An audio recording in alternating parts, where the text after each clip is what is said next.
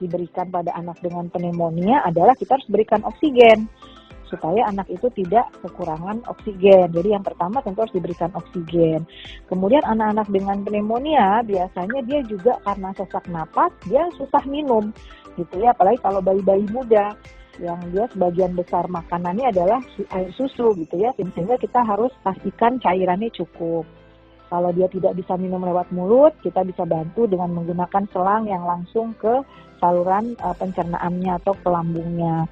Kalau tidak bisa juga dengan itu, maka kita bantu dengan infus, memastikan agar kecukupan cairannya cukup. Kemudian berikutnya adalah pemberian antibiotik. Nah, pemberian antibiotik ini tadi tujuannya tentu untuk membunuh kuman yang menyebabkan pneumonia tersebut. Kalau pneumonianya berat, antibiotiknya harus diberikan secara infus juga. Tapi kalau masih ringan, bisa diberikan melalui mulut ya, atau diminum obatnya.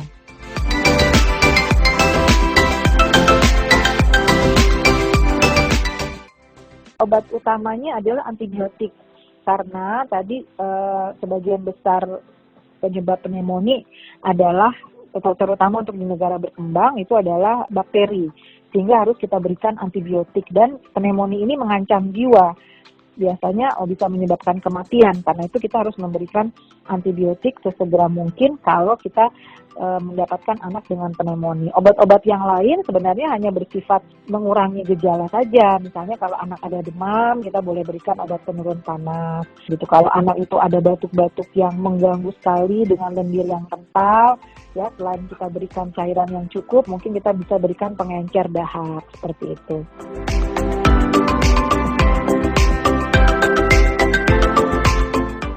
Ya, pertama kematian ya, yang jelas, karena tadi seperti disebutkan bahwa data di dunia maupun data nasional memang menunjukkan pneumonia ini sebagai penyebab kematian utama tadi, karena terlambat untuk dideteksi sehingga terlambat untuk ditangani, maka dia akan menyebabkan kematian yang disebabkan karena kekurangan oksigen tadi.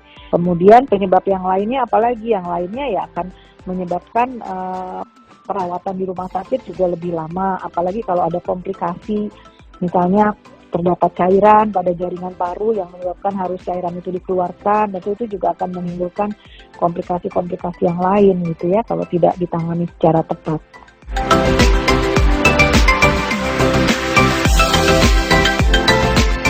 Mencegah bronchopneumonia pada bayi, yang pertama tadi tentu harus kita kenali faktor-faktor risiko terjadinya bronchopneumonia.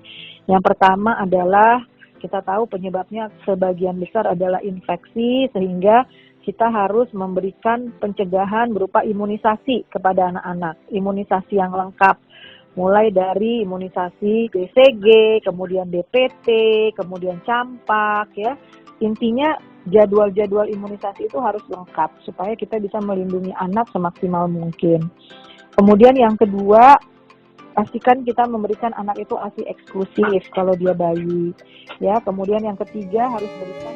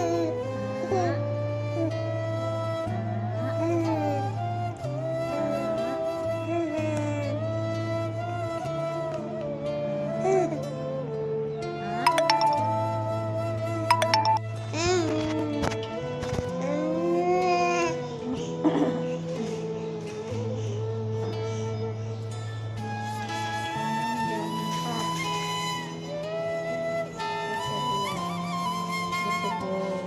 Dicampur manis. Nah,